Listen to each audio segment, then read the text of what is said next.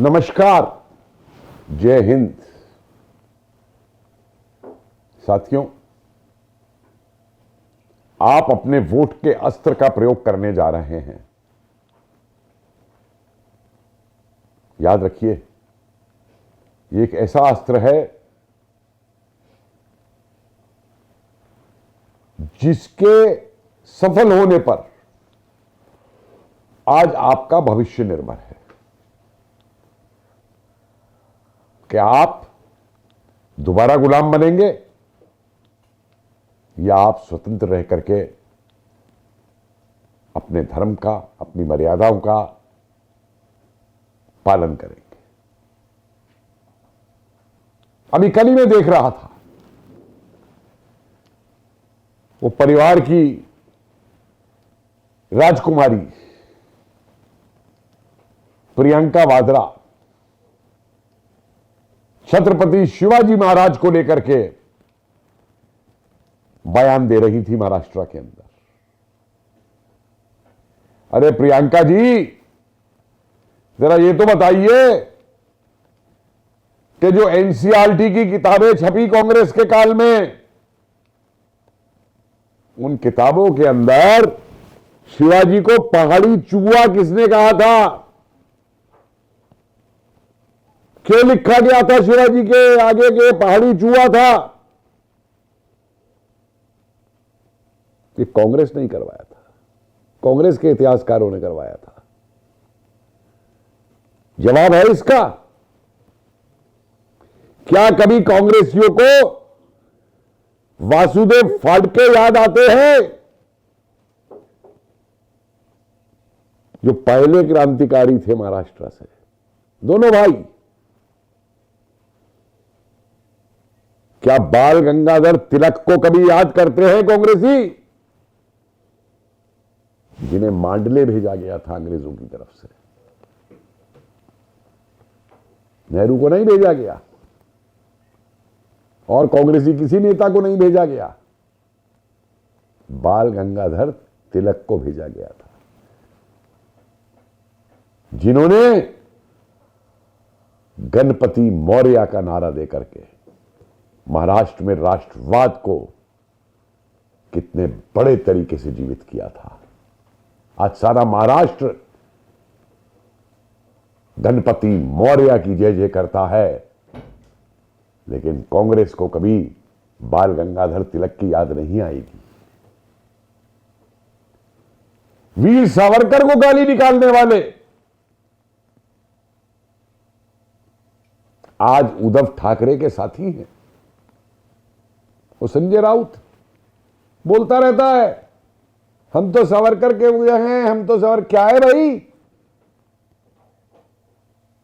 तुमने तो गले मिला रखे हैं, जफियां मार रखी है उन कांग्रेसियों से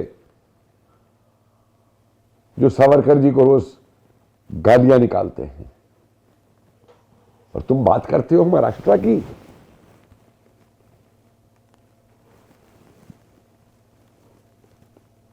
उस महाराष्ट्र की तुम बात करते हो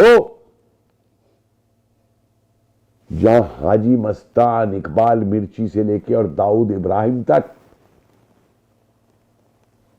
कांग्रेस के शासनकाल के अंदर ये बड़े बड़े अपराधी पैदा हुए, जिनको शरण दी गई, जिनके नेताओं के पैसे इन्वेस्ट करते थे बाहर ले जा करके। क्या मुंबई में फिर से हाजी मस्तान चाहते हो, दाऊद चाहते हो, इकबाल मिर्ची चाहते हो, वो तेलगी फ्रॉड करने वाला वो चाहते हो, जो ये बात कर रहे हैं आज? अरे ये किसके काल में हुए थे? सब कांग्रेस के काल में हुए, कांग्रेस के शासनकालों में हुए। मुंबई पे हुए आतंकी हमले को क्या देश भूल सकता है? क्या मुंबई वासी भूल सकते हैं? क्या महाराष्ट्र के लोग भूल सकते हैं? और क्या जवाब दिया था कांग्रेस ने उस आतंकी हमले का? जरा कोई बताए तो सही। उस समय तो हमारे अफसरों का डेलीगेशन पाकिस्तान में बातचीत करने गया हुआ था, बैठ के वहां पे बड़े बड़े अफसर भेज रखे थे कांग्रेस ने जिस दिन ये हमला हुआ था। और जब सेना ने कहा कि इस हमले का हम बदला ले सकते हैं, तो क्या किया कांग्रेस की सरकार ने? घुटने टेक दिए थे ना। उस कांग्रेस की सरकार को आप चाहते हो महाराष्ट्र के अंदर? कोई जवाब है कांग्रेस के पास इसका? अरे पूछिए इनके नेताओं से जो भाषण महाआघाड़ी महाआघाड़ी करके भाषण देते फिर रहे जनता के बीच में, जरा जनता ही सवाल पूछ तो ले इनसे कि क्या तुम फिर दाऊद को लाओगे? साहब जैसा हमला हो गया तो फिर घुटने टेक के बैठ जाओगे? शिवाजी को फिर से छुआ कहोगे? वीर सावरकर को गाली निकालोगे?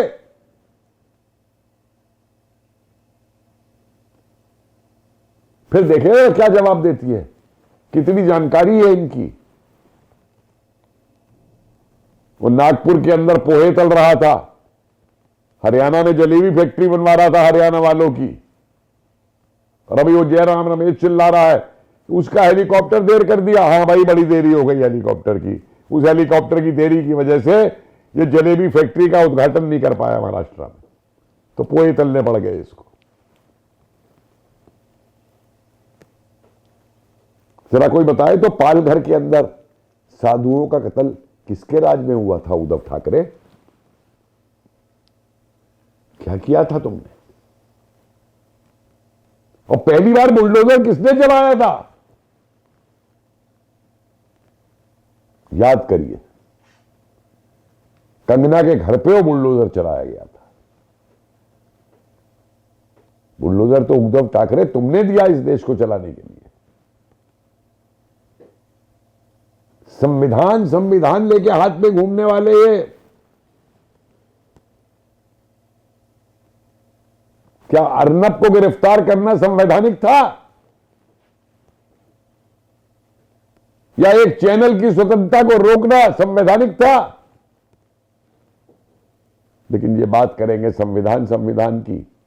क्या यह संवैधानिक था कि उद्धव ठाकरे की शिवसेना के लोग जाकर के एक नौसैनिक रिटायर्ड अधिकारी को पीटते हैं? ये ऐसे संविधान को लाना चाहते हैं, ऐसे संविधान की बात कर रहे हैं। क्यों ये चाहते हैं महाराष्ट्र और मुंबई पे अपना अधिकार करना? आर्थिक राजधानी है मुंबई की, इसीलिए पाकिस्तानी आतंकियों ने हमला किया था। और मैं तो कभी कभी हैरान होता हूं कि दिल्ली में बटाला हाउस के एनकाउंटर में जब आतंकी मारे गए थे, तब तो इनकी माताजी रो रही थी, सोनिया गांधी। क्या पता अंदर खाने एक कसाब के मरने पे भी रोए हों भाई, जो ये कसाब के हमले का जवाब नहीं दे पाए। औरंगजेब भाई था उद्धव ठाकरे का क्या? या भाई है उद्धव ठाकरे का क्या?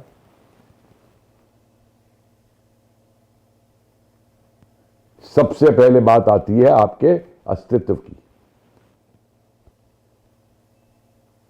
उस अस्तित्व की जिसमें आप अपने अधिकारों का पालन कर सकें, अपने धर्म का पालन कर सकें। ये महाराष्ट्र में भी हुआ, सरतन से जुदा के नारे लगे। नारे ही नहीं लगे, सरतन से जुदा भी किया गया। क्या आप इन लोगों की हुकूमत चाहते हैं जो इसका समर्थन करते हैं? याद रखिए, अगर आप एक नहीं हुए, क्योंकि वो मौलाना तो रोज चिल्लाते फिर रहे हैं, अरे कोई राहुल गांधी से पूछे कि सारे मुस्लिम एक जगह पे वोट डालें, तो वो तो सेकुलरिज्म है। और अगर हिंदुओं में कहा गया कि एक हो जाओ, तो हिंदू आतंकवाद है वो।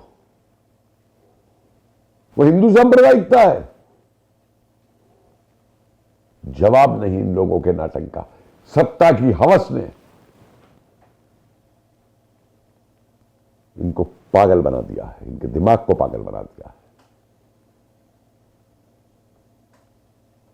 बांग्लादेश में जो हो रहा है उस पर राहुल गांधी क्यों नहीं बोलता भाई?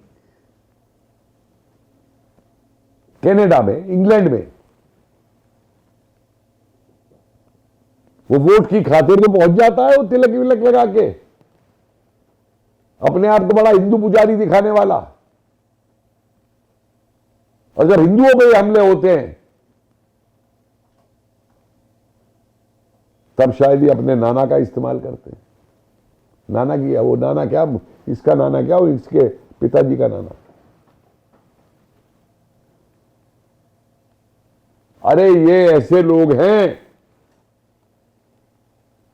इसी सोनिया गांधी ने केंद्र में एक सरकार गिरा दी थी जब डीएमके का नाम आ गया था राजीव गांधी की हत्या में, और फिर सत्ता की हवस ऐसी आई कि फिर डीएमके से मिलकर के सरकार बनाई। ये है इन लोगों की सत्ता की हवस। एक अभी वो ट्विटर पे डाल रहा है हाथ में लेकर के किताब संविधान की, मैं संविधान को बचाने को अपनी जान भी दे दूंगा। संविधान बचाने को जान दे देगा तो फिर वो जो टुकड़े टुकड़े गैंग था, जो देश के टुकड़े टुकड़े कर रहा था, उसके साथ जाके क्यों खड़ा हुआ था जेएनयू के अंदर? तब संविधान याद नहीं आया था? संविधान कहता है कि देश में टुकड़े टुकड़े के नारे लगने दो, तब संविधान याद नहीं आया था। आतंकियों के एनकाउंटर पे परिवार का तुम्हारा रोना, तब संविधान कहां चला जाता है भाई? वो जो नारे लगाते हैं अफजल हम शर्मिंदा है तेरे कातिल जिंदा है, उनके साथ खड़े होने वाले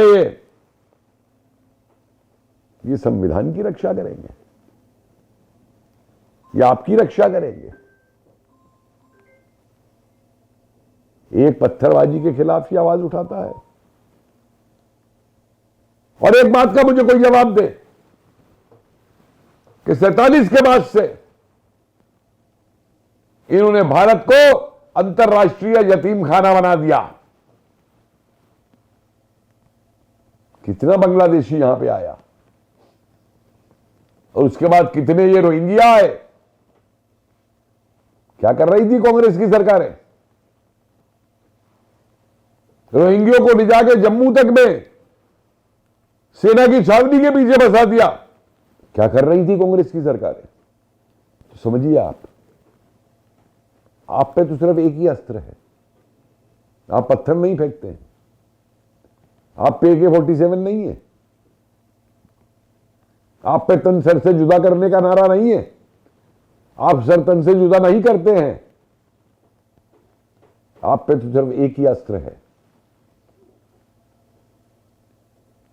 जिस अस्त्र का इस्तेमाल आपको करना है, और वो अस्त्र है वोट का, आपकी वोट का।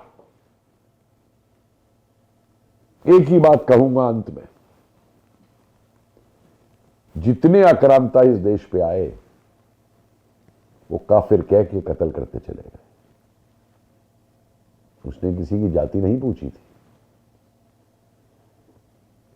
औरंगजेब की जब सेनाएं आती थी तो ये नहीं पूछती थी कि कौन मराठा है और कौन कोई चितपावण ब्राह्मण है या कौन कोई और है जात का। वो सिर्फ ये जानती थी कि काफिरों को मारने आ रहे हैं, हमारा जंग काफिरों से है। आज इनकी भाषा में कहे जाने वाले काफिरों, जागो। क्या एक बार राहुल गांधी के मुंह से सुना कि हिंदुओं को काफिर कहना बंद करो मुल्लाओं? क्या एक बार इनके मुंह से सुना कि गजवा हिंद की बात बंद करो? क्या एक बार इनके मुंह से सुना क्या आतंकी के मारे जाने पर जुलूस निकालना बंद करो। और ये कहते हैं हम संविधान और देश की रक्षा करेंगे और आपकी रक्षा करेंगे। जाग उठा है जिसे तुम काफिर कहते हो। अब ना काफिर बटेगा ना कटेगा, याद रखिएगा। एक बार वोट डालने से पहले जाने से महाराष्ट्र में ये 10-11 मिनट मुझे दे दीजिएगा, इसे सुन लीजिएगा और अपने साथियों को भी ये वीडियो भेजिए। नमस्कार, जय हिंद।